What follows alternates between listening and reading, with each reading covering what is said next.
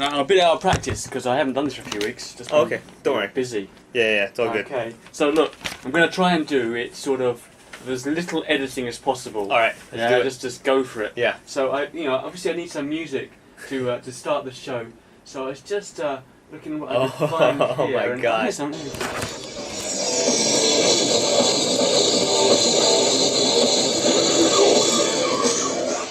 Oh yeah. Yeah. Wow. Hey, who's that handsome guy who's topless on the drums? Oh, you can even tell I'm topless all that, so that's a good monitor then if you can see from here. Even I forgot I was topless. I didn't know you played the drums in a death metal band. Yeah. Basically, I mean, I've been playing drums for I would say 6 years, but I recently stopped due to lack of time. Alright. And I figured it's not that funny anymore. Brilliant. Okay, let's get the podcast started. So first of all, my bits and pieces I have to say.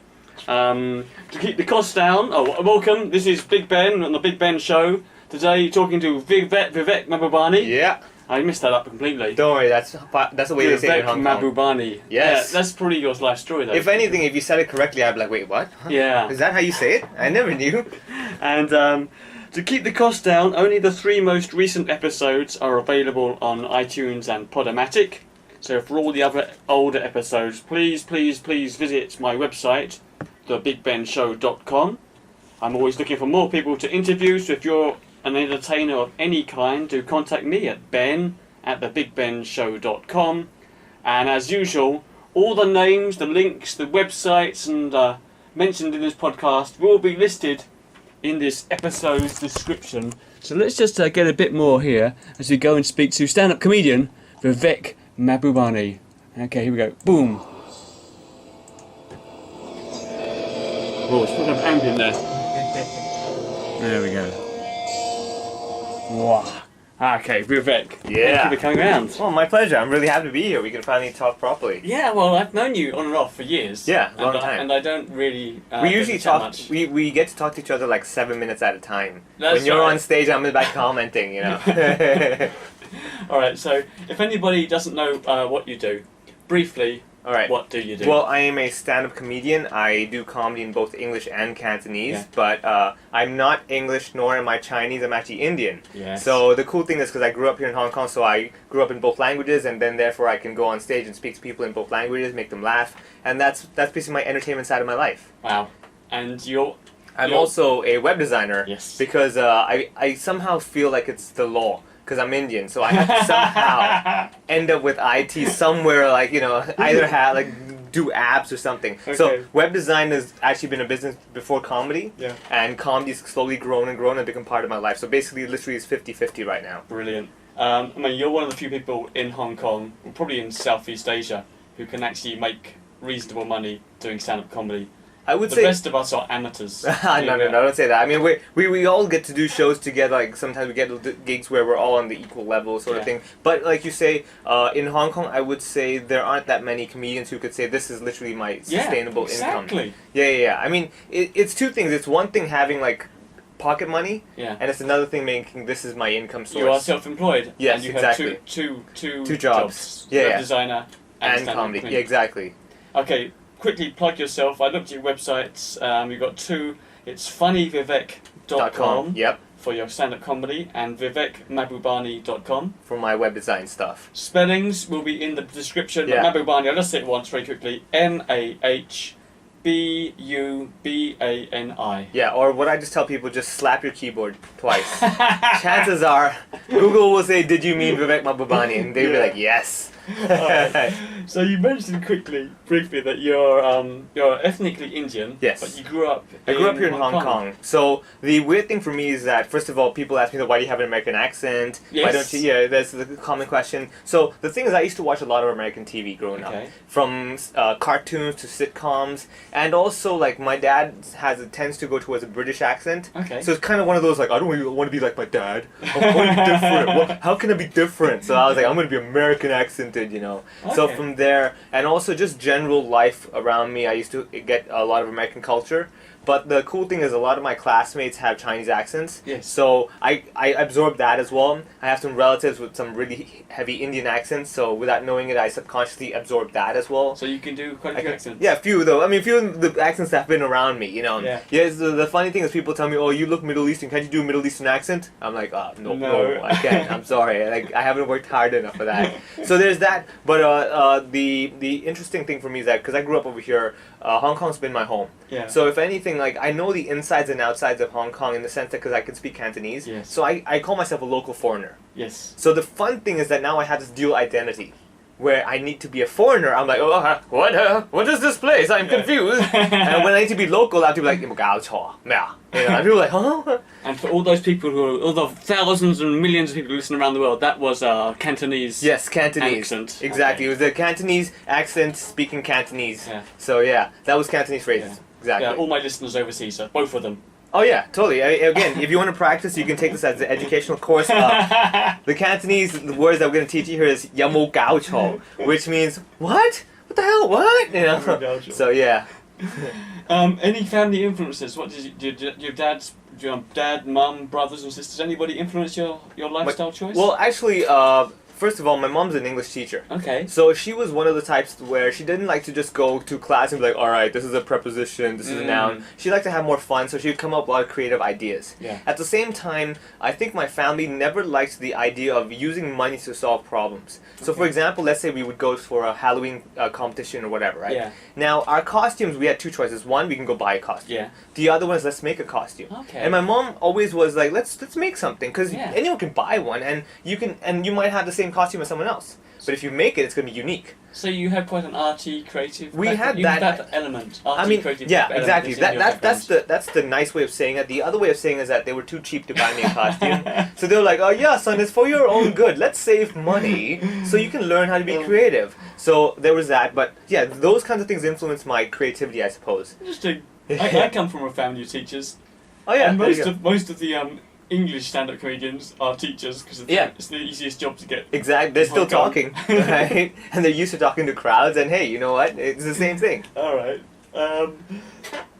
Now this one is just totally off-board, and I don't know if it's correct. I was googling away like mad this morning, and I saw you did something for Cancer Survivor. Are you a cancer survivor? Yes. Oh Yeah. my goodness. Oh, you didn't know? No. Oh, actually, I think it's around 6.5 years ago, I had lymphoma. Oh my goodness. Yeah. So no, sorry, not 6. It's like 8 years. It was before comedy. Right. Yeah. So I suffered from lymphoma, and basically it was stage 2 cancer. I went through the whole chemotherapy and Yeah. everything. Yeah. And it was a tough time, but at the same time, it's one of these lessons in life where it makes you see the world very differently. You know where? I know exactly what you're talking about because you don't know this about me. Uh-huh. This is it. Here we go. My bombshell. I had a brain tumor when I was 15. Get out! And Really? I missed practically a whole year of school. Ah, well, that is. See, that's the benefits of these things. And I was treated. Luckily, I didn't. It wasn't. Luckily, it could be treated with radiotherapy, which isn't quite as grueling as chemotherapy. Fair enough. Yeah. And you're right. It changes your whole life. I mean, Oh yeah. the next 2 years after that were like the best years of my life. Yeah. And ever since, And you learn to my appreciate. whole life was like a bonus. Yeah, exactly, right? Yeah, exactly. Like, even for me, when I was told I had cancer, and it was like, oh, that's it? I'm 27, that's it? That's my life? That's over? And then I survived through it, and I was like, you know what? I still have all this to do now. Like, I thought this wasn't going to exist anymore, and here I am. And the cool thing as well is that now, after cancer, it forces you to see life differently, Yeah. which is what comedy is like seeing life from a new perspective. Yeah. And I get to use that to my advantage. Like, I love in front of my friends flipping out the cancer card. Yeah. You know, we'll have dinner, they're like, alright, babe, it's your turn. I'm like, guys, really? I had cancer. Like, this is really expensive. You know how much chemotherapy costs? They're like, you suggested let's eat at the Ritz-Carlton. I'm like, oh my god, is that a lump? Is that a lump? And they're like, I hate you so much.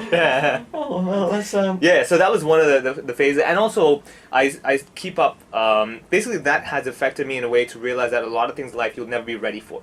Yeah. You know? Yeah, you never know. I mean, Yeah. I think every day you've got to make the most of it. You Yeah. never know what's going to happen the next day. Exactly. You'd be gone. Yeah, exactly. And it was one of those things where, like, I'm sure you understand is that it wasn't just a theory. It actually happened to you where you're like, I Yeah. could be gone tomorrow. Yeah. You know, and you really had to face it. Yeah, once I was diagnosed with a brain tumour, it was basically, what kind of tumour is it? Yeah. If it had been a bad kind, Yeah. I wouldn't be here. Yeah. Luckily, my kind could be treated with radiotherapy. It was a simple question. Exactly. Yeah, it's like if it's this, you're gone. If it's that, you're fine. And you're like, oh my god, I could be gone. You know. Yeah. It's one of these weird things. But nowadays, I sometimes I go to different events and do sharing sessions with people, and like Cancer Fund, Cancer Link, and all that. I work with them every now and then, volunteer, and I like to go there and just joke about my whole cancer experience, saying stuff like, it's actually pretty good. You're like, first of all, when you have chemotherapy, you lose a lot of hair. Yeah. Now, from a financial point of view, that's fantastic, right? No haircuts. I'm saving on shaving cream. Time is money. I'm saving time. You know, I tell people, I'm like, you know what? Sometimes if you're running low on cash, get a tumor. You know, like get a lump in your neck and be like, guys, I can't. You know. So in its own way, I like to joke from that perspective. I have another thing where I joke about how I used to hang out with my friends every now and then during my chemotherapy sessions, because like after a certain while, after every injection, you got a few days where you get worse, and then you get better, and then you go to the next injection. So I used to hang out with my friends near the end before the next injection, and I'd be like, hey guys, what did you do this weekend? They're like, I don't know, man. I went to watch a movie. Oh yeah, I went hiking. What'd you do, Viv? I'm like, oh, you know, fight cancer. Nothing big. I mean, like, you know, you hiked. Oh wow. But me, you know, I was here struggling. You know. Brilliant. So these kinds of things where it gives people a laugh about the same matter, where you're like, oh, you know what, he's right. You know. If you think from a new perspective, this is pretty funny. And so, in many ways, I'm kind of like, it's a blessing in disguise for me. I think for me it was a blessing. I think it's one of the most. It's a funny thing to say, but I wouldn't change that experience. If I could go back and live my life again, I'd had the brain tumor again. I agree with you. Same with me. Like, if you told me, would you not want to go through that? I would not be the same person I am today. Yeah. And I would not see the world the same way. And also, the coolest part is that it just makes everything so lighthearted after that. Yeah, well, like, you know, nothing really matters. Yeah, exactly. Yeah, you're like, dude, I could be dead tomorrow. Yeah. You're gonna give me a ticket for jaywalking? Get out of here. Yeah, it doesn't matter. It doesn't matter. Yeah, exactly. Everything's laughable then. See the big picture. Exactly. Wow. Okay, so here is the big picture then. How on earth have you found a way to make a living? 50% of your income coming from stand-up comedy. You're based in Hong Kong, where there is no hot comedy circuit. Yeah. How is it possible? I mean, until okay, I'm going to interview Jami Gong soon. Yeah. Who arrived in 2007 or something. Well, basically, the Takeout Comedy Club started around like 2007. Yeah. But he'd been in and out of Hong Kong a lot of times, running shows or just like basically investigating Hong Kong scene. Yeah. You know, trying to research and stuff. So before that, he finally figured, why is there no comedy scene here? Yeah. And so in 2007, he figured this is it. This is now or never. He started up the comedy club, Takeout Comedy. And the funny thing is that before that, during my teenage years and stuff, I love watching stand-up comedy. Yeah. So it's always been one of these things where I'm like, oh, before I die, I'm going to try stand-up comedy. You know, it's one of those things where I didn't know where, when, why, whatever. Yeah. But I was like, I'm just going to do it. You know? Okay. So it was just a lot of coincidences at the same time, but also it was a matter of like, okay, I see the opportunity, I'm going to go for it. Yeah. And then it happened, and I was like, all right, this is it. But even so, I mean, what you've done is amazing because I should probably explain a little time. Jami Gong is from New York. Yes. But he has relatives in Hong Kong, and he came to Hong Kong and he set up a comedy club where there was nothing. There was no full-time comedy club in this region. And that's been going for about 8 years. Yeah.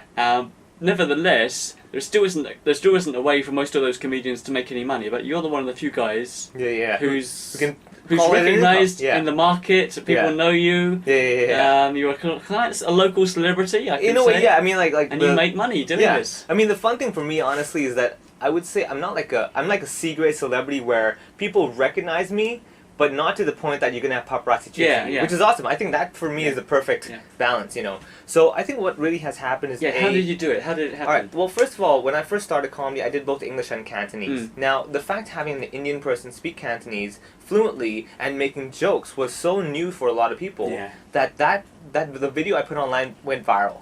It was just the ideal. Yeah, it did. Yeah, it became. It's like 700. Yeah, it's on my YouTube channel. There's like I think 700, 800,000 hits or something for that one. And the funny thing was that it went viral for a lot of reasons. Basically, it's like there it is. People were just shocked that oh my god, there's Indian. 737,453 views as of today, the 6th of July. Yeah, 2015. Yeah.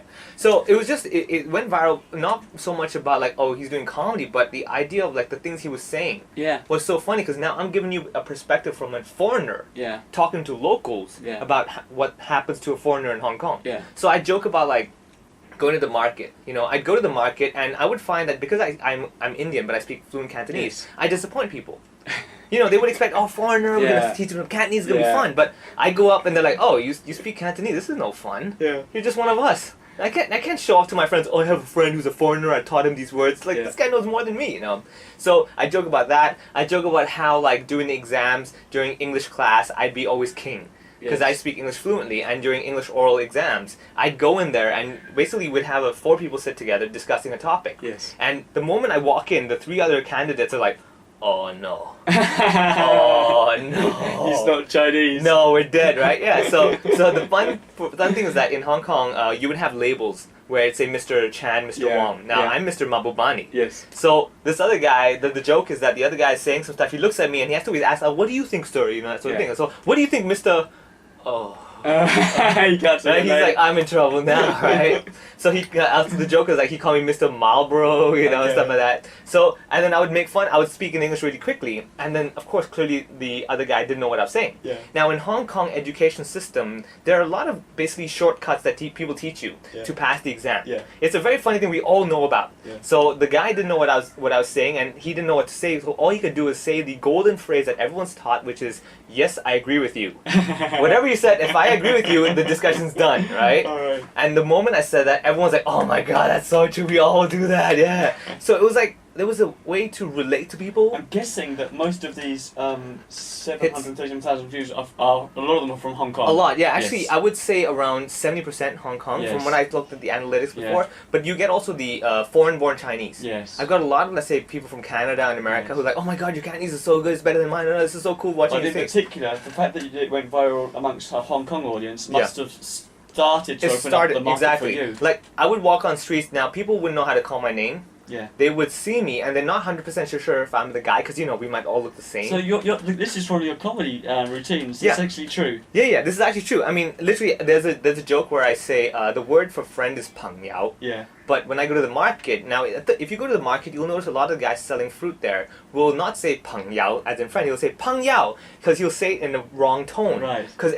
all the foreigners there can't do the tones correctly. Yes. So just to, make it easier, they also say pang yao, they mess up the tone for the foreigners. Yeah, exactly, right? So now I'd be on the streets and I have a joke where I say the guy calls me pang yao and I'm like, excuse me, I know how to speak Chinese, okay? So people on the streets, you'll hear all of a sudden, Pang Yao! And I'm like, I look around and they're like, yeah, it's him, and they walk away. That's it. They won't be like, oh, can I talk to you? It's so cool. No, they're just like, oh my god, it's him. Let's go. So these weird things, but it was a lot of fun. So it all started from that.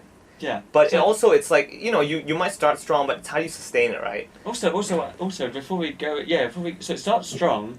I mean, how does it start strong? Because I didn't see you much at Takeout Comedy. In the beginning, what happened was that I used to work with a lot of different organizations and stuff like that already. Just basically after my cancer, I wanted to work with different organizations, as support groups and this kind of stuff. And I was happy to do whatever I could.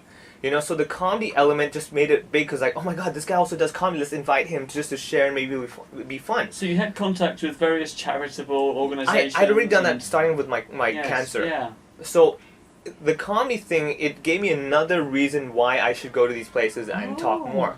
So is this in the very first year, 2007? Oh yeah, I'd already started a long time. Like this was after cancer, before cancer happened, then comedy happened. Yeah. So after cancer, when I got better, I was like, you know what? I've been waiting all this time to get back on track and everything, and I was like, this is it. This is the time. I know the pain we go through and all that. I want to be there. I want to talk to people and just share the joys that I've had as well. Okay, so you're doing stand-up comedy for the first time at Jami Gong's Takeout Comedy Club. Correct. Yes. 2007, 2008. Yeah. And you're also, because you know these various organisations, the cancer survivors organisations, you're doing stand-up comedy at their events? Not really stand-up comedy, but like support groups. I would go there after recovery and just join support groups and be like a cancer survivor. Right. And it just so happened that, my comedy came in as well, and they're like, oh, can we invite you as well to be a speaker? Group? Not a speaker yet. Jumping ahead, okay. Yeah, that would happen later because I wasn't really established. Right. This was like something people knew, but not everyone connected was me. Right. Okay, so but what the point was that after cancer and everything, I wanted to do something more than just hey guys, you can do it. So I go to support groups and be there for people and talk to them how I survived it. And I would try to joke about it. Yeah. You know, so make people laugh a bit like, oh, you know what, yeah, that's a good way to see it, that sort of thing. So there was that as well. Right. But slowly, like some schools might contact me, like they'd seen my clip, they're like, oh, it's so cool, we'd love to invite you to come to our school and talk to our students. From the YouTube video? Yeah. Wow. Because a lot of schools, you must realize, a lot of local schools, they don't ever get a chance to talk to foreigners. Yeah. And even if the foreigners do come to their school, it's maybe a quick speech and that's it. Students are like, oh, whatever, yeah, we gotta respect each other, yeah, we get it, you know. So they invited me to speak in Cantonese for a foreigner, well, an Indian grew up in Hong Kong, discuss this idea with their students, you know. So there's that, a lot of those things I would get invited, and I would love to go to these schools where there was no payment or whatever. For me, it was just like, this is awesome. I would love to do it, you know. So all that slowly built up. Yes. And then this built up, that built up. Newspapers might contact me, or like I might talk to different schools and say, hey, you know what, you guys have different branches. I'd love to go to all your other schools and talk as well. So it was a matter of like, the world was given to me and I was being proactive and giving to the world, that sort of thing. You know? So you had to build it that way. Yeah. And so for me also, because of my web design business, I really believed in branding and all that stuff. So I branded myself, like my website, funnyvivek.com. And I was like, okay, I gotta think of how to do this. Let's have a website. Let's have all these kinds of things. So all that stuff put together. It wasn't just a matter of me sitting waiting for a gig. Yes. It was like, I'm gonna build something out of this rather than just sit and just say, it's amazing. I'm yeah. bowing. They can't see me, but I'm bowing down. So you actually created your own market. You were in the right place at the right time. You had the right history. Yeah. Everything just fell together. You had opportunities, and you sought them out and you took them. Exactly. So it was like everything came to me, and it was a matter of like, am I gonna grab it now and go? Yeah. All that was lacking for me was being proactive and saying, all right, let's do this. Okay. Let's go with it. You know. So start from that, slowly. So I would do a lot of.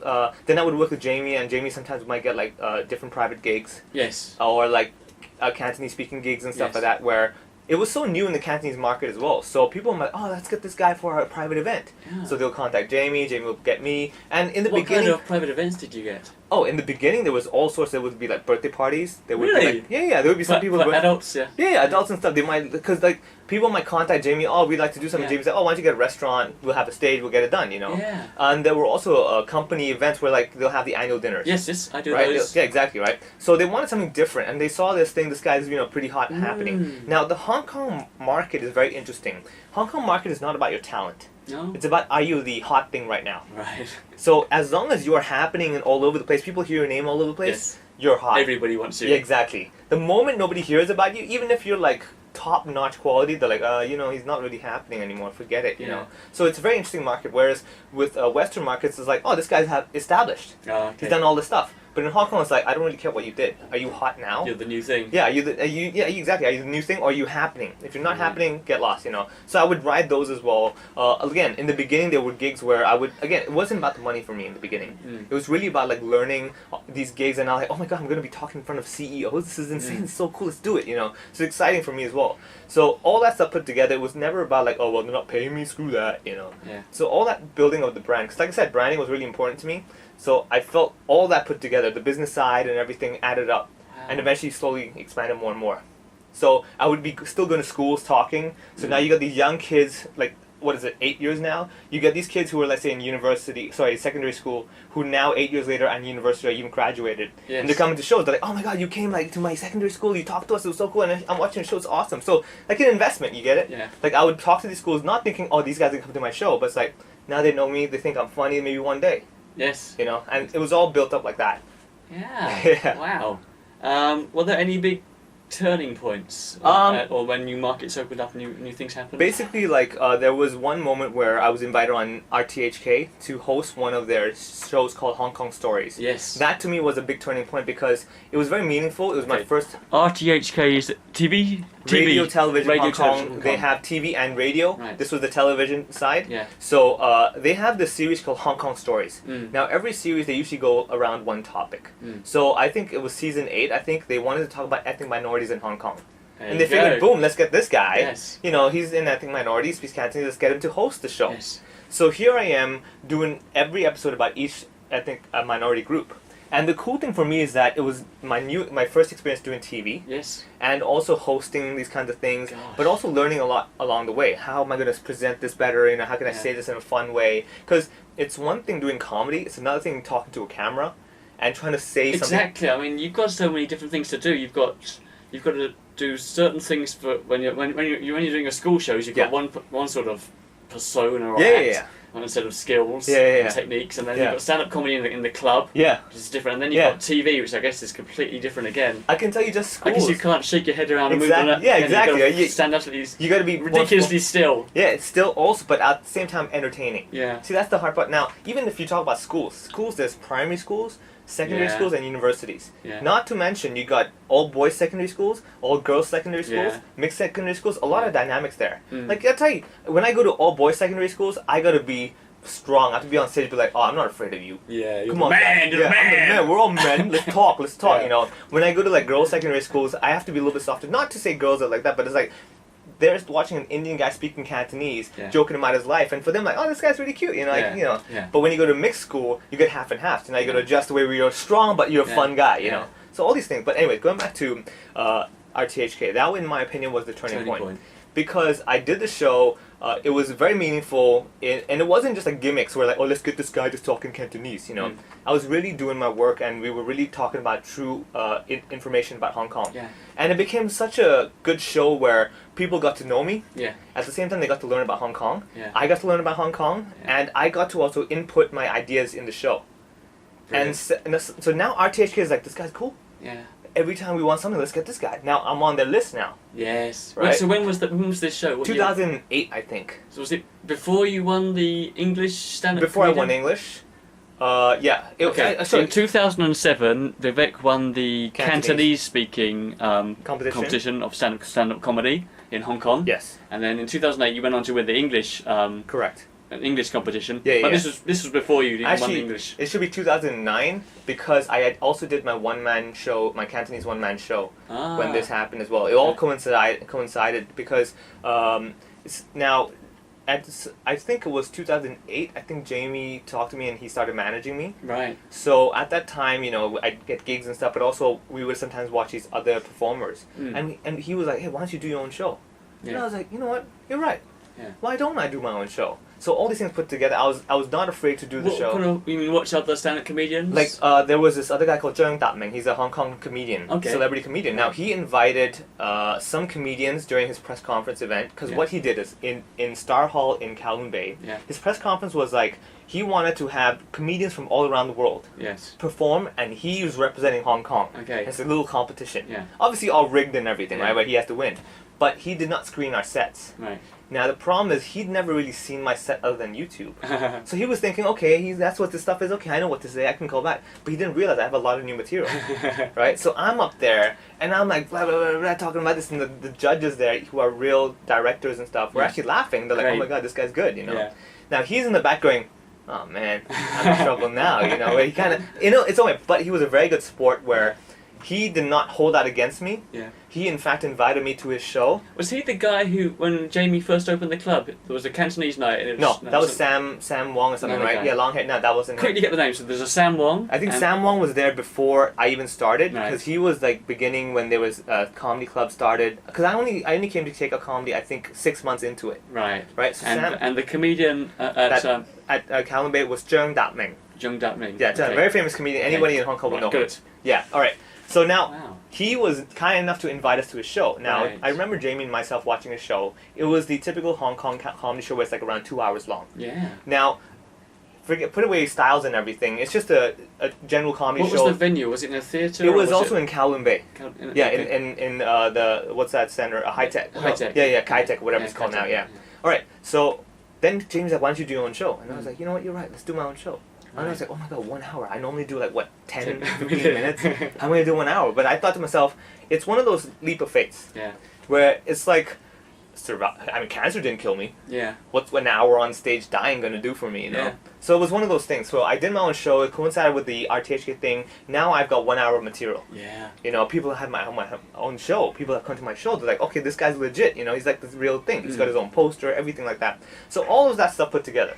RTHK now knows me. I would get invited to their radio programs every now and then as a co-host. Yes. Or maybe as a guest. Yeah. And to the point, I actually did a show called Made in Hong Kong with another DJ, and I'd co-host it. This is one of the problems in this interview. No you can't problem. disturb us now, I'm afraid, my girls, because I am working. Bye-bye. So fast forward all that stuff. So basically, a lot of these things where I would make connections with the different people, And it was a matter of like how can we work together. For me, it's always been about win-win, where I don't like to be like, what's it for me? What's in it for me? That sort of thing, you know. Yeah. So now the cool thing is Cheung Ming, he never held that press conference against me. Oh, brilliant. To the point that now a mental health association in Hong Kong wanted to do a comedy show promoting mental wellness. Yeah. So they were like, why don't we get 3 different people? Mm-hmm. And they decided to call Cheung Ming.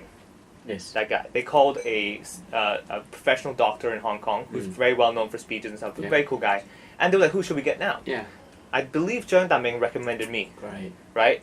Now they came to my show, they liked it, they're like, oh, this is awesome. You're talking about stereotypes and, you know, in a way stigma and all that, where people with mental health issues get stereotyped as well, you know, Yeah. people look at them discriminate. And I was like, yeah, you know, why not? Let's do it. So literally, Cheung Ming would do shows with me on the same stage. And many times, because of so much experience, he would tell me, oh, you gotta be careful with this, careful with that. I would learn from there as well. And it was never about me going like, I don't need you. Did you not see me at your press conference? I killed you, know. No. But for me, I was like, no, you know, this guy has so much experience. Yeah. Whether or not I agree is irrelevant, but he can teach me stuff. So you get my point? Like, it's always about absorbing Yeah. and connecting and trying to work well together. And all that put together slowly built a brand. People would know me. I would become like this. Sometimes people have mental health wellness weeks. They'd be like, okay, let's invite you. Can talk about happiness. You know, make people laugh. You know, laughter is good for the heart. You know, for this and that. And I do it for free. So in the beginning, it was never about money. Yeah. And that, I think, for me, was the key point that set me apart. Where I was willing to do comedy because it had a good cause, Right. or it was making me happy, it was just great. Okay. And then slowly, once I built my brand, now, when things got bigger and bigger, Yeah. I could be like, okay guys, I'm gonna be honest, like, I'm really busy now. Yeah. I can't just be going everywhere talking for free because the lights couldn't turn off without me Yeah. paying the bills, you know? Yes. So that was, then I could be like, alright, you want this, we're gonna have to charge. So slowly people understood. Yeah. Yeah. That's amazing. What's your most profitable areas at the moment? I see sometimes you go overseas to do shows and festivals. Yeah. And then you do all the local things. Yeah, usually the most profitable obviously would be private events like corporate dinners, Yeah. Chinese New Year, that kind of stuff. Yeah. But I do like all sorts of stuff. For example, I'm coming up soon. I'm going to be the ring announcer for an upcoming fight. You know, so there's that as well. I sometimes run comedy workshops as well. I go to different places giving talks. There's a lot of things, but I would say the most profitable would definitely be the private events. It could be company dinners to private parties in people's houses, Right, you know, right. whatever it is. Yes. Yeah. So all that, it's just little tidbits all over the place. Yeah. Yeah. Okay. This is sort of left field at the moment. What was the importance of the web as you are a web designer? Okay, I can tell you this. I've always been a keen person of like your website is your first step to people know who you are. Yeah. When I first actually came to Takeout Comedy, the website, in my opinion, as a web designer, was unacceptable. To the point I told Jamie, I was like, Jamie, if I'm going to be associated with Takeout Comedy, I need to do something about this website. Right. So I helped him do this whole website. Yeah, that's right. You redesigned the Takeout I Comedy redesigned the whole website. thing. Yeah. I mean, it took me a while because I was like, Jamie, come on, like this is a free thing, so I can't exactly chuck all my other jobs and do this. But eventually it got done, and I was like, this represents the comedy club. Rather than like, you know, a little template thing that happens. Yeah, I was like, no, this now makes people seem like it's legit. So even for me, my website, I was like, I want people to look at it and be like, oh, this guy's the real deal. He's not just some guy that has a photo with some text, but like, he's got the proper website. Looks like he's been in the business for a long time. Yeah. You know, so like that's another thing for me, and I encourage a lot of the comics as well. Not just the website, but like you have to establish the idea that you've been in the business for so long already, like you're experienced. Yeah. Rather than like, hey, you know, I do a few gigs here and there, so give me a chance. No, it's like I'm a comedian. This is what I do. You're right. With your website, you can create your own image as a professional entertainer. Exactly. Yeah, and you should be. Yeah. I mean, comedy is not exactly an easy job where it's like I'm going to come up and say some few jokes and make people laugh and charge you a lot, you know. A good comedian doesn't just go up and say his material, but judges the audience, you know, learns the room, all that stuff, and says, okay, this is this type of crowd. How am I going to get their attention? What will they enjoy? You know, so like even corporate events, I'm sure you know, like when you do corporate gigs or whatever, you look and you're like, okay, these are this type of people. Okay, Yes. I'm gonna have to be careful with this. Okay, I can see that you got the big CEO who has his entourage around him. Yeah. So I'm gonna be like, okay, it's that kind of crowd. You know. Yeah. Exactly. So I have to be, even for me, sometimes I'll make jokes and I have to be careful to make sure that, okay, the main guy's laughing, so his entourage is going to laugh. Yes. And everyone's going to laugh. Yes. Work out who the boss is and make sure he enjoys the show. Exactly. Now reverse it. Sometimes I also have to see during the night. I will always judge like how is the boss interacting with the rest of the night. Yeah. Now if the boss is the type of guy where it's like don't put the attention on me, I want my staff to enjoy. Then I reverse around where I make fun of the boss and the staff's loving it. It's insane. How do you find the Hong Kong corporate? Have you just done corporate events in Hong Kong? Have you done corporate events in I've done corporate events Hong Kong, Macau, Singapore. Yeah. Kuala Lumpur, have I? I don't. Well, for example, I've done a lot in Hong Kong, and I've done even more in Singapore when I worked there. Yeah. Singapore, when I was there, was more sort of cheap and cheerful, fun-based. You could get the CEO simple on stage, stuff, wearing a silly wig, even false breasts, and you could have a whole real laugh. Yeah. But I found for me, the corporate shows I get in Hong Kong are a bit more serious. I think it's also because the Chinese culture, it's about face. Yes, you know, so you have to be very careful. Exactly, the boss can't lose face. So we've had events, for example, we've done Chinese shows, general Chinese shows where you've got like a big table booked by a certain bank. Yeah. You know, now it's a public show. Yeah. So now we know that there's a table with this bank, so we're gonna acknowledge it and all that stuff. Yeah. Now, one time the MC of that night was making fun of the boss. Oh. In the beginning, think it's good fun, whatever, you know. Yeah. Now you could see her whole group was like, oh, okay, we're not gonna laugh at that. That's not gonna work, you know. To the point when the MC got off, she sent someone over to the MC who was like, oh, could you not talk to our boss anymore? Yeah. Right. To the point that she wanted to ruin the show. Yeah. She would wait for the MC to go on, and she'd raise her glass, cheers! Oh no! Right, just to mess up with him. And I was like, are you fighting with us on stage, really? You know? Oh yeah. So the fun part was that when I was on headlining at the end, she had left, you know. Oh. She left her team there, and you could immediately see everyone's like, oh, no. Yeah, let's just enjoy the night, you know. So then I was talking to the crowd, going like, oh, so let's be honest, she's gone now. So do you really enjoy working with her? Everyone's looking at each other, going like, you know. So that's the fun part where you can see they really want to have a good time, but you understand the dynamics of like the boss is like the tight boss. So exactly. So Hong Kong, I would say I've also had many events where the boss wants to get picked on, wants to have made fun of. Like I did an event for a bank one time. It was like a town hall event. And I went on stage, and I was joking about the boss's look and everything, and the staff were dying. It was like, oh my god, he's actually talking to the main guy. Like, what? That's crazy. We would no one would ever dare. And the boss was loving it. He's like, yeah, my staff are laughing. I'm laughing. You know. Yeah. And to the point that I remember at the end he got up and actually gave me a Lycee packet. Yes, he did. Right? And I was like, oh, thank you. Is this legit? Am I allowed to? Could I declare this? What's going on? You know. So he was just loving because he's like, yes, I wanted my staff to laugh. Yeah. Making fun of me was fine as long as they're laughing. How do you deal with a corporate event right from the start? So do you get an email, a call? Basically, usually people will contact me. Do they call you directly? Very rarely do they call me directly because for my comedy side, there's no telephone number. Right. It's all email. Okay. Okay. Also, calling me is not always good because... Actually, what I meant is, do they go through an entertainment company to find you, or do they find There are many ways. Now, I used to be managed by Takeout Comedy before, but now I'm a free agent. Yeah. Now, there are many different companies that know me and have me on their list, so they might go through a company, they might just contact me directly. Either way, like I'm very respectful for all these event companies where if the client contacted the event company and they contact me first, and then the client contact me directly, I will not talk to the client. Right. I will respect the event company because I'm like, look, you know, everyone's trying to make a living as well. Yeah. You know, unless the event company is trying to really wreck it. Yeah. Then I will talk to the client. You know. Yeah, that's one of the rules. If the event company books you, you are the event company's employee. Yeah, and you don't give out your name card. You you refer them to the event company. Give out their name cards. Exactly. Yeah. And it's honestly in Hong Kong the funny thing is there's no real contract of like, oh, you can't do that, you can't do that. You know, many times the event companies aren't like, oh, you're our employee now, you shouldn't talk to the client and stuff. It's understood. Yeah. And a lot of the companies I've worked with, we worked together before, and we have this understanding where like, look, I'm going to represent you guys. Okay. Leave it to me. I'll take care of it. I will make sure the client is happy because it's in a way my own brand as well. Yeah. You know, why ruin my name and your name at the same time? So I might get through an event company. Clients might contact me directly. Yeah. It might be a friend who saw a show who then referred me and stuff like that. So all sorts of stuff. Okay. So you get the booking. Do you are you a man who has to have a contract? I'm depending on the gigs. Right. Okay. Now I'll give you a good example. For example, if a university contacts me for let's say some special week they have. Yeah. They want to hire me as a comedian, like a proper comedian for like their staff dinner or whatever. Right. Now, I will talk to them. First thing is the date available. Yeah. If I'm not available, end the discussion, good night, you know. I'm always happy to refer and recommend other comedians, Yeah. but depending on what they want. Yeah. Okay, so now let's say date is okay. I mark it on my calendar. Now I will talk to them, date, time, everything. Now, the moment the contract comes out, that is when I need to know exact dates is confirmed on their end as well. There's no tentative and stuff like that. If it's tentative, I'm just going to hold it for now. Right. I will have a contract prepared. I will send to them. They can sign it and all that stuff. Now, sometimes some discussions take too long, and the date's on hold but not confirmed. Yeah. So there's no real way of making me contract, because with the contract you must give me the deposit and stuff like that. Now reverse it, the date's on hold. As long as nobody comes in and asks me about that date, I will have that date on hold for you anyway. Yeah. So we might work it out. The other thing is that I have the date on hold. Let's say client A says, I want you on the 10th. This is like 99% confirmed. Yeah. Client B contacts me. Yeah. I want you on the 10th. Yeah. Right?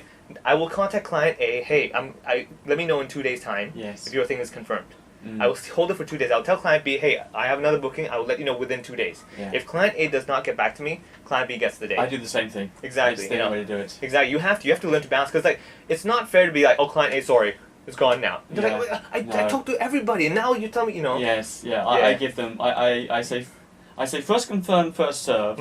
But I will make every effort for 2 days to try and reach them. Exactly. Occasionally, you have a nightmare and you just can't reach them. Yeah. Oh God, I'm going to lose What both should I do? shows. Yeah, exactly. But, But you have to. I try my best. Exactly. Yeah. I'll call them, email, whatever it takes. Like, look, I need to know this.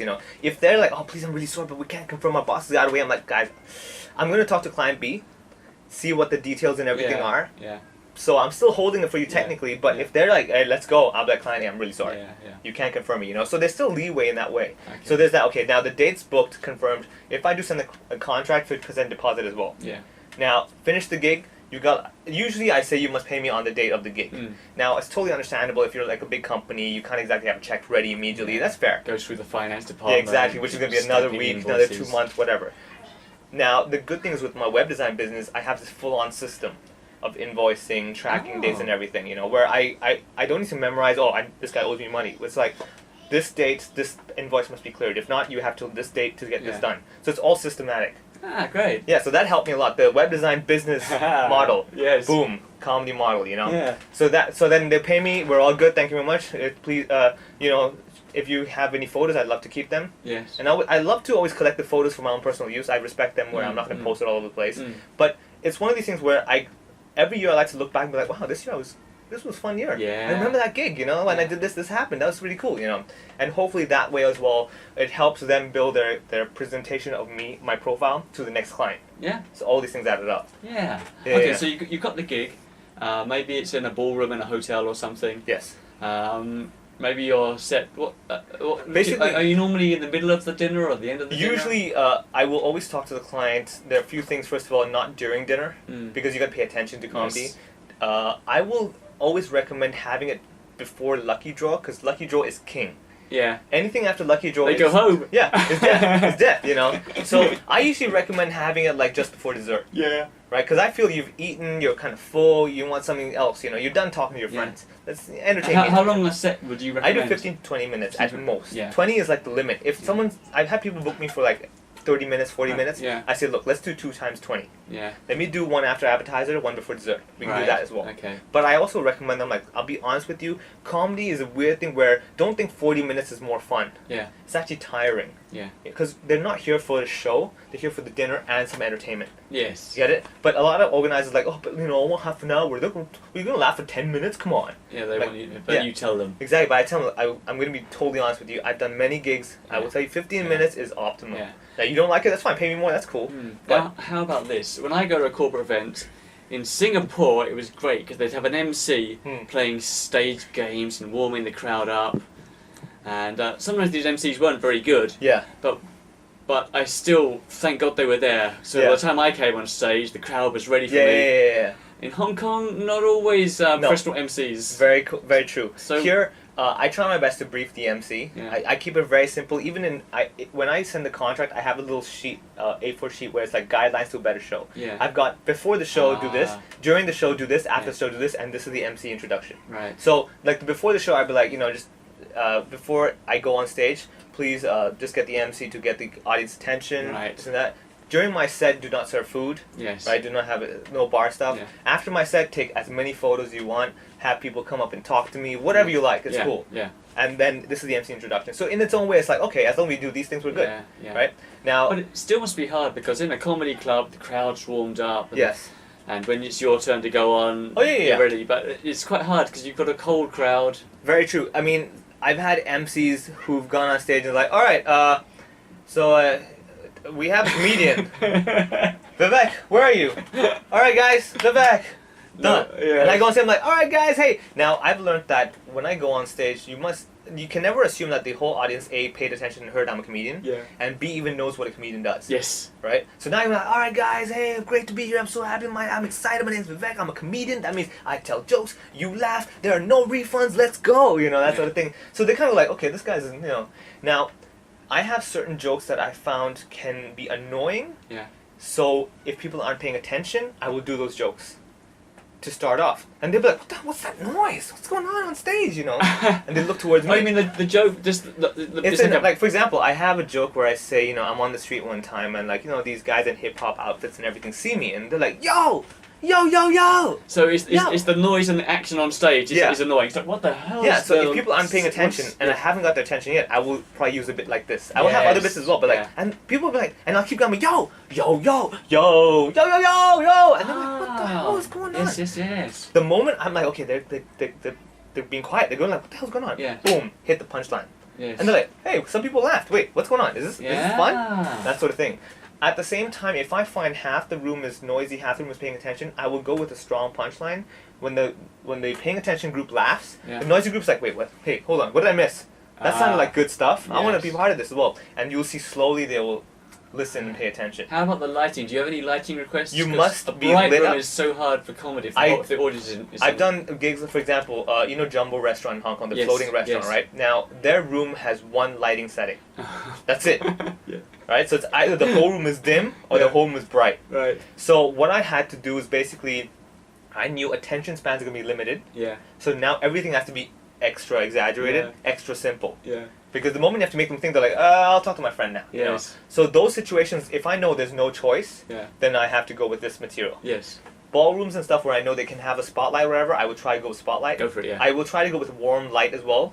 Like I just tell them like, this is too cold. Right. Do you have a warmer light or do you have spotlight? That sort of thing. However, I will always go early, do a sound check, light check. Yeah, I must do that because I don't want to go on stage to be surprised. I want to go on stage and be like, all right, this is how I'm going to see you guys, this is how it's going to sound. Okay, I got it. You know, that sort of thing. And during the sound check, you can make some tips, say you can ask. I will keep talking like I will say, sound guy. All right, can you make little this, little that? You know, I will try to listen my best. Now, usually I can get the cooperation of the sound guy. Yeah. Because if you're nice to them, you know, you're not like, oh, make it louder, no, make it softer, make it louder. I'm like, oh, hey, guys, it sounds good to you, the sound guy, you know, and he's like, oh, it's fine. I'm like, could you make it a little bit louder once?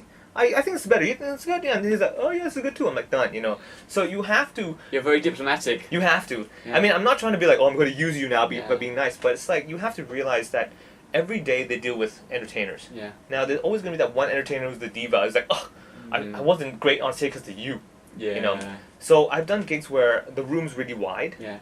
Now, I have the spotlight on me in front. Yeah. But I was like, okay, what I'm going to have to need you, can you guys move the spotlight a bit while I'm moving? They're like, no, we can't really do that. I'm like, can you make the spotlight bigger so I can move within the spotlight? They're like, oh, yeah, we could do that, you know, that sort of stuff. So I would not be like, why can't you move the spotlight for me? That you should be able to do. He's like, I don't touch the spotlight. I just stand and watch it, you know. Yeah. And the point here is, if anybody doesn't know about comedy is so much funnier when the audience is in the dark. Exactly. And it's so not funny when the audience is in bright daylight. Especially here in Hong Kong, because you must realize that if you're in the audience and you're the only one laughing in the light, you lose face. That's right. That's right. When you lose face, you're not laughing anymore. Yeah. So a lot of the stuff. How do you structure your corporate show? First of all, I very rarely will go to the event with a set ready. Right. I'll go there. I'll look at the room. I'll look at the light, look at the sound. Yeah. Then I will also ask about the audience. What's the age range? What's the ethnicities? Right. What's the mix? You know, what's the cultural group? And what's the objective of the dinner? Now, if the dinner is about awards, everyone's already excited. Yeah, I'm winning awards. Everyone's clapping already and stuff. Now, if the dinner is just like one of these conferences, nobody really knows each other. Okay, I gotta change it that way, Yeah, that's true. Yeah, conference, they're not colleagues. Exactly. Because the thing is, if it's a conference, every table doesn't know each other. Yeah. Now, whether they've had like little games to warm it up, break the ice, I don't know. Yeah. So I gotta start off with some general stuff about me, so they can relate to me, and now I'm their friend. Yeah. So finally, they're like, someone knows me now. So I get to know somebody. But if the room's like a bunch of friends, now I can talk about, all right, guys, hey, who over here does this, and they wouldn't be shy to say I do that too, because they're like in front of friends. So I'm having fun, So a lot of these dynamics I have to study from that night. And then I'm like, okay, so this is it. Okay, I'm gonna go back. This will work. No, they won't really like this. No, let's put this here. This works. You're doing this on the night before you go on stage. Basically, during my preparation, if I talk to the client and they give me the details, I'll be like, okay, this stuff is this stuff is that. Right. So, for example, I might have jokes talking about the way people take the MTR in Hong Kong. Right. Now, if I know the conference or event has half locals, half foreigners, now I have to word it where I'm like, all right, guys, don't go to the peak. Don't go look at the Big Buddha, take the MTR, okay? Now the foreigners are like, oh, what about the MTR? What's so interesting? I'm like, because let me trust you. These Hong Kong people here, okay? They know what I'm talking about, but I'm going to tell you how we really do this, okay? Now the Hong Kong audience is like relating to me. They're like, oh yeah, we do that, right? Yeah. Where the foreign audience is like, you guys do that? Really? Yeah. So now I'm in a way representing their voice, talking to the foreign audience, and now the foreigners will be like, oh, this is really cool, it's really interesting. And I look at Hong guys like, don't look at me that way.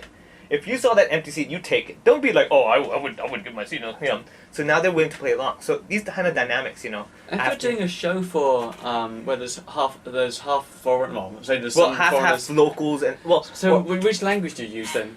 I will jump really back and forth. Yeah. I can. I've had many gigs where I'm bilingual. Right. So I'll start off in English, and I'll go. That's interesting. Oh yeah. This is like the big thing for me. Yeah, a lot of corporate events. But I don't know if you could get away with it because other people who speak Cantonese can get bored when you're speaking Cantonese. Exactly. This is the art that I've learned a lot over time is that I'm always paying attention to the audience. If I do a bit in English, chances are the locals will get it. Right. Or they'll be like, oh, I understand. But the moment I switch to Cantonese, I have to be very careful that the foreigners are not going like, oh, okay. Switch off. Yeah, when's our turn? Yeah. So my Cantonese bits are always short. Ah. I'll do start off English, one short Cantonese, they laugh. Go back to English. Go back to Cantonese. Now I have some bits I've designed where I can talk to the foreigners and talk about it in Cantonese. Like teach them certain Cantonese phrases. Right. Just to mess with them. Like they have no idea what I'm telling them. Yeah. So the locals are like dying like, oh my god, he told them to say that, it's so funny, right? Yeah. So everyone's playing along. Yes. Now I've won foreigners over, I won locals over, and I can go to Cantonese longer. Yes. Because now foreigners feel like, hey, you know what, we'll get our turn soon. Yeah. We'll wait, That's clever. You get it? So a lot of these dynamics that you have to build, like, you don't start off doing 1 minute Chinese, 1 minute English. Yes. You start off maybe 1 minute English, 20 seconds Chinese. Yeah. 1 minute English, 20 seconds Chinese. 1 minute English, 1 minute Chinese. You get it? Because they're like, oh yeah, we'll wait. Right. Oh, okay. Well, for me, the choice is, do I speak English or do I do a show just silently to music? Yeah, exactly. Exactly. That's the thing, So that's the dynamic you have to you learn over time, Yeah. The more diverse audiences you do, you're like, oh, I get how this is gonna work. Yeah. Of course, not to say every gig is great. All right, No. there are many gigs where I'm like, oh, okay, this is not gonna work. I'm dead. So yeah, there's always those, but like I think over time I've developed the ability to jump around. Yeah. That's the thing. And how would you It's still quite a short set, 20 minutes maximum. You're hoping for. Yes. So how do you do your closer? Do you ever? I have a few closers Right. where I know they're really simple. Like for example, I'll joke about people's names in Hong Kong, Right. or I'll have a joke about like finding happiness in Hong Kong and stuff like that. Where it's like a general life thing. Right. Where I know this is a quick laugh. If I get a laugh here, thank you, good night. If I don't, I go to the next closer. There and you the go. next closer. Yes. And worst case scenario, if I hit like let's say 23 minutes when I'm Yeah. supposed to do 20, Yeah. I'll be like, you know what, this is it. I can't, because you must realize that if I'm doing 23, 25, the catering is standing there like, Yeah. dude, my meat's dying. You've got to get off stage. Exactly, because that's the thing. Another thing is a lot of the event companies, they do enjoy working with me because like if I say 20 minutes, it's 20 minutes. I will guarantee Yeah. I will not go over time. I will tell them like 20 minutes or can I have leeway? They're like, oh, 23, 24 is good. So if you've got a bit of leeway and your closure doesn't work, you can go to your second quick closer. Yeah, Yeah. exactly. If not, then I just get like, all right, guys, we still had a good laugh. Enjoy the rest of the night. Good Yeah. luck with Lucky Draw. My name's Vivek. Thank you. Okay. Do you improvise a lot during your corporate shows? Depends a lot. Like, for example, if I see the audience is having a good time or the boss is like a fun boss, I've had gigs where like the boss is this Sikh guy full of beard, facial hair and stuff, and I go on stage and I'm like, oh my god, sir, I love seeing guys who are hairier than me. This makes me feel so like, you're so hairy, like, oh my god, if I looked at the dictionary, you would literally be the definition. Right? And everyone's laughing and I'm like, alright, this is working, you know, and then he's laughing as well. Now, had I done that, and he's like, oh, that's not funny. I'm like, no, I respect it because you know what? I can't look into my face. I can't grow a beard. Yeah. I have to twist it back where I'm like, no, I'm not mocking you. I'm saying I admire you. You know. Right. So a lot of quick jumps, but yeah, a little bit depending on the audience. I did a show one time where I got off stage. They had the company had this thing like they wanted to talk about like they want their staff to smile more. Right. They're like a global company, and the main director sitting over there. And they had live feed cameras. So I was like, oh, you know what? I told the event organizer guys, I was like, how about I do this? During my set, I'll go down, I'll go talk to the managing director. I'm like, sir, you want your company to smile some more. I want to see how do you smile. Yeah. Right? So I will tell the audience, I'm like, okay, I'm going to talk to him, I want to see him smile. Okay, so sir, let's say next year you have got a 200% surplus in profits. Yeah. You know, your company's gone global, it's huge. On my count of 3, I want you to look at the camera and smile, right? So 1, 2, 3, he smiles, right? Everyone's like, ah, yeah. Then I go up on stage and I'm like, all right, guys. So next year, this time, if he's not smiling like that, you messed up. Lovely, Joe. Yeah, I was like, oh wait, yeah, you're right. Oh my God, we're in trouble now, you know. These kind of things. Brilliant. Well, can you think of any of your really good gigs, any best gigs that you've really enjoyed? Okay, it doesn't have to be corporate. We talked a lot about corporate because I do that. Okay, if you mean good as in like I had a lot of fun, or good as in like wow, that gig really felt good. What about both? Yeah. Okay. Anything. The gig that I would say felt the best for me from a soulful point of view. Okay. This one time I went to a hospital. I think it was in Xinwan. It was for a terminally ill ward of patients, right? And so they invited me to do comedy over there, you know. And I was like, yeah, sure, let's do it, right? So I go there and I did my comedy set, and these guys are laughing with their family. Like the patients and their family were together laughing, you know. Yeah. And I did that gig. Now before I did the gig, one of the patients was apparently told by the doctor because he's too ill, he cannot join the show. Oh. So he had been looking forward to the show, so because he knew a few days ago he couldn't do it, he went and asked his family or whatever, got these, you know, the people on their mobile phones, they have these little beads hanging off for keychains sort of things, right? He got a bunch of those, literally made a microphone out of it, with wires and everything, right? And he told the nurse to give it to me as a gift. God. And he asked one request, which really broke my heart. He was like, can you just ask him to hold it and take a photo and send it to me? Yeah. And I was like, oh my God, like this was an honor. Yeah. Like you made, this was crazy for me, you know. So I took the photo and everything. I did the gig, and afterwards we all hung out, had lunch together and all that stuff with the patients and everything. And you know, in my heart, I was thinking, for all you know, this could have been one of the rare occasions the families have laughed together like this. Yeah. Recently, you know. Yeah, yeah. And I was like, my jokes when I was writing at home, going like, this is so stupid. Turns out it has a potential to make such people laugh. Yeah. And for me, I was like, these aren't just jokes. There's potential behind whatever I write. Not just, hey, I'm going to comedy club say a few dick jokes, but like, here these jokes are making someone who may not have laughed for a long time laugh, you know. So that was like a really feel-good gig where I was like, oh my God, this really feels good. Yeah, I think there's a very important social aspect, especially for a pioneer in stand-up comedy in a region where there isn't much. Yeah. Because you are bringing a whole new outlook and joy to people's lives. Yeah, exactly. I've gone to many like teenage centers and stuff, and in a way do shows, but also like I've developed a show where it's not just about like, hey, so this day this happened, right? It's more like, so this is my growing up sequence. This is what happened, but you know, look at how I did this, and I turned it around. And I go to sometimes these centers and I say, guys, look at my life. I'm doing something absurd. I tell jokes for a living. What do you want to be? You want to be a doctor? What's the big deal? Right? Like you can do anything. I'm literally telling jokes. Yeah. How crazy is that? You know. So in the way, it's like, you know what? He's right. I couldn't be an astronaut. I'm like, exactly. Why can't you be an astronaut? You know. That sort of aspect. I did do about 3 years of school shows in Singapore, getting up at 6 a.m. The assemblies at 7:30 a.m. And it was wonderful. And some of those, like you said earlier, some of those kids now are fully grown up. And maybe I had an influence. Or one day they'll see a show that. hey, that guy, that's the guy. Yeah, hey, wait a second. I've done morning shows, 7 something at school assemblies as well, outdoors. Yes. And Oh it my god. it was the weirdest thing, but it was a lot of fun because like it was English week. Yeah. They wanted me to go up there 15 minutes of comedy for assembly because they don't have sometimes they have speakers, you know, give a quick speech, encourage people, motivation, this and that. And I was like, let's do comedy, man. Let's go crazy. So here I am, 7 in the morning in Tuen Mun, far off. I'm taking the bus at 5 something in the morning. Go like, I cannot believe I'm awake right now. Okay. I go up there, I do my comedy stuff, and they're loving it because I'm joking about the Hong Kong education system teaching English, which is absurd in my opinion, right? And the students like, oh my god, it's so true, it's so funny, you know.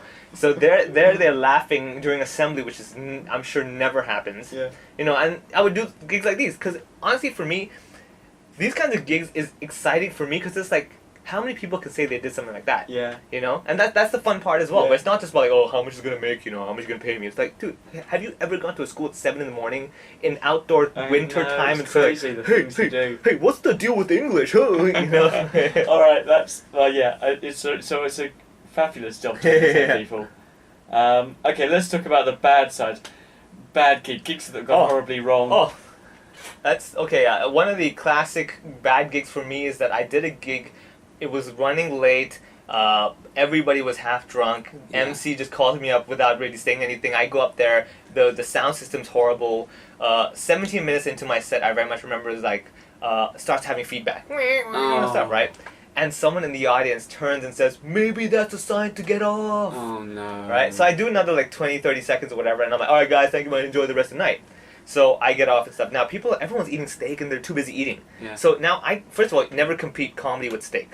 Right? If it's medium rare, you're dead. Okay? No matter, it doesn't matter. Forget what it's cooked. Yeah. Whatever temperature, you're dead. Okay?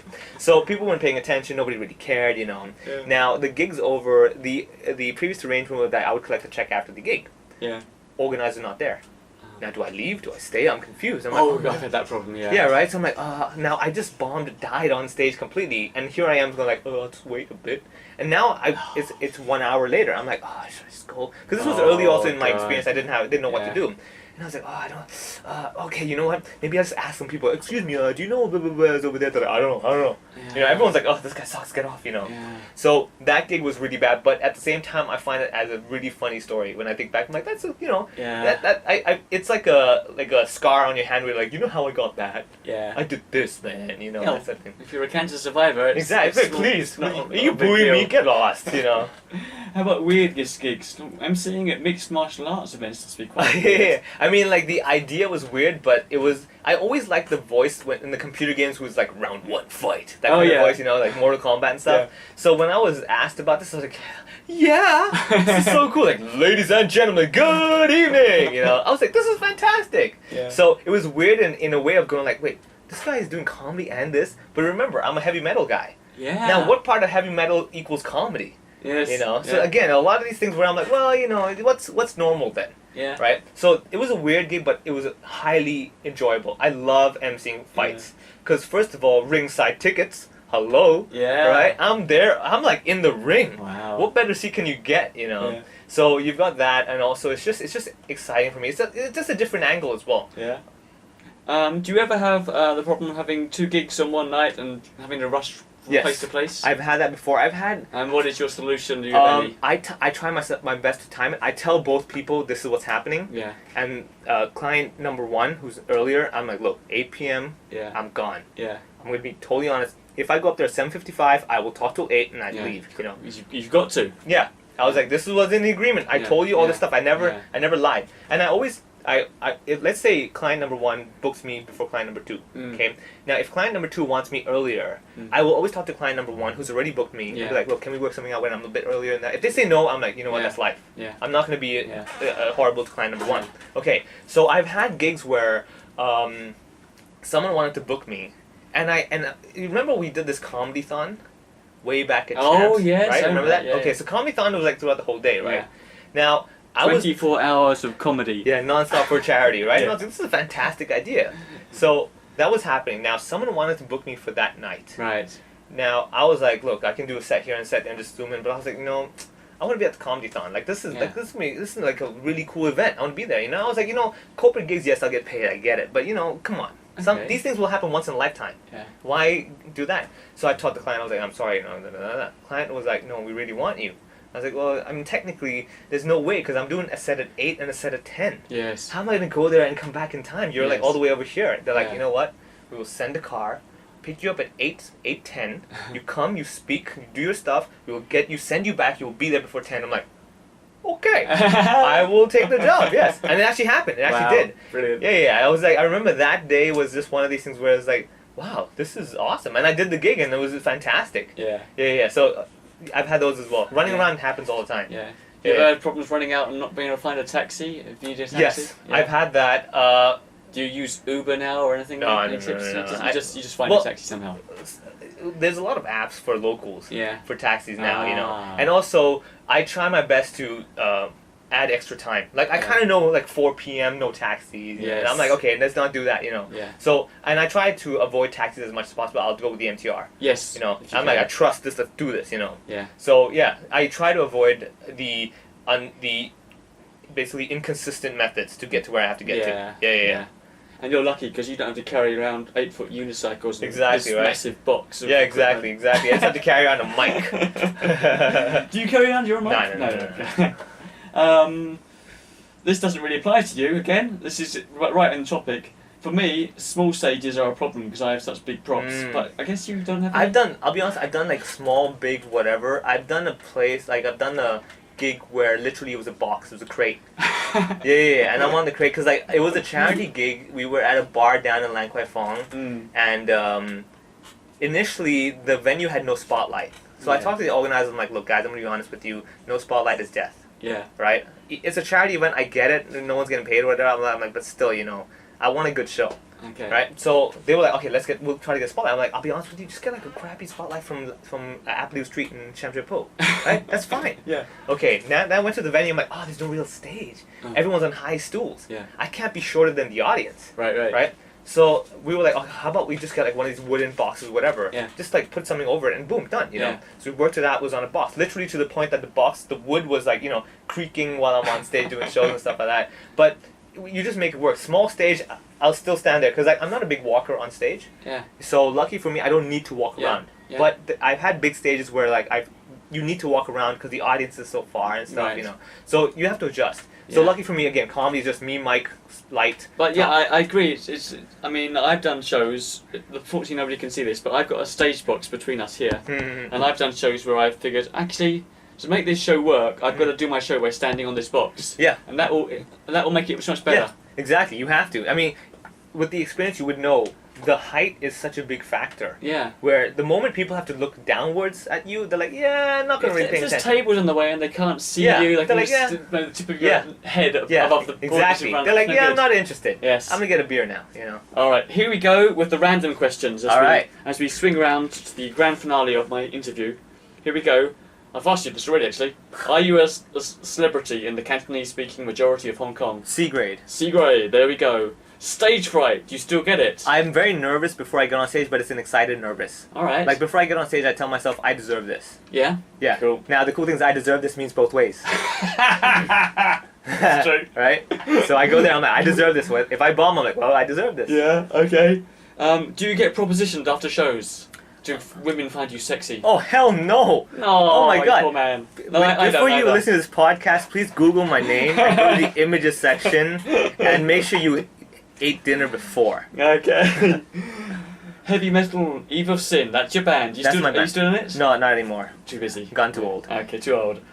What's your daily, weekly routine? That's a big question. Oh, briefly. Basically, I'm pretty strict. Like, tonight I will plan tomorrow. Right. Like, every night I plan the next day ahead. I have my times. This is what time I'm going to eat. This is what time I'm going to go here. This is what time I take Here's the my MTR. daily. Each week I write up what I've got to do each day. Oh, for So me it's it's there. full on Google Calendar. Yeah, I have Google Calendar as well, but that's just so I can see. Oh yeah, it. yeah. For me it's like But- full on digital, Yes. but daily it's like clockwork. It's quite sad. Okay. Yeah. No, it's good. You have to. When You you're have to. self-employed. Yeah, you have When to. you're self-employed, you have to be quite Yeah. strict. Yeah. You know, Otherwise, you 2:30. might spend the whole day watching YouTube. Oh, totally. Yeah. You know, like I will plan to the point 2:30. I'm in the shower. 2:45. I'm out. 2:50. you're I'm very- at the train station. Brilliant. It takes 10 minutes. I'm 3 o'clock. I'm there. But you know. Do you get lonely working alone? Self-employed? No, actually, I'd like to be alone. You like it? Yeah, Me too. yeah. I'm a loner. Yeah, exactly. Okay.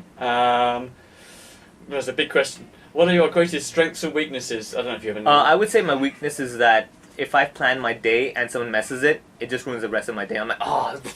I used to have that. When I was in Singapore. If I wasn't at my computer working by say 9 a.m. Yeah. If say something went wrong, someone called me, or I had Yeah, to go you're or like, something, "Ugh." and it was like 10:30. Yeah. I felt like the whole day was ruined. Yeah, exactly. Yeah, it does. I mean, for me, it ruined my day when that did not have to happen. Like, Yeah. someone asked me to do something where I'm like, you could do it. They're like, yeah, but you're better at it. I'm like, no. You ruined my whole day. I would say that's the weakness where it really frustrates me when you mess with my clockwork kind of schedule. I guess the strength would be like, when I need to be disciplined, I could be pretty badass disciplined. Like, the focus thing is like, it's a serious thing for me. Yeah. Any other skills? I guess it's the drums. Drums, I can do push-ups. Yeah, I'm pretty good. I mean, like, gravity has nothing on me. Woo! Yeah. Okay. Has the entertainment industry, the stand-up comedy scene in Hong Kong changed in the last? Very much decade? so. First of all, the type of jokes people have changed. You can see a lot of maturity in people's kind of humor. It's no longer just about like dick jokes and stuff like that. Cool. There's that. The market's growing where people know what comedy is, at least in the local market, where they know, oh, you're at the bar, yeah, comedy at the bar. Before, people would come to shows and look around and be like, I'm at a bar? Yeah. This is a show? What? Yeah. Now they're like, alright, I get it. Front row, you pick on me. I get it, you know. Do you think other people are going to make money eventually in Hong Kong as Honestly, comedians? this is my view, is that if you want to be making money, you got to be professional. To be professional, you got to put in the hard work of being professional. Yeah. You know, you got to build your brand. And unless you do that, don't expect people to be like, oh, I want to hire you. Yeah. How do you see your future? I live on a every day must be better than yesterday. I don't live on a 5 years or 10 year thing. There's this thing called Kaizen Goisin, which means like every day must improve. Okay. So day to day improvement. the best, so if today I can say I was better than yesterday, that's good enough for me. Vivek Mahbubani. Yeah. It's been a great day for me. You coming Thank around. you, man. Thank No, you it's my very pleasure. much. That's good. Brilliant. Yeah.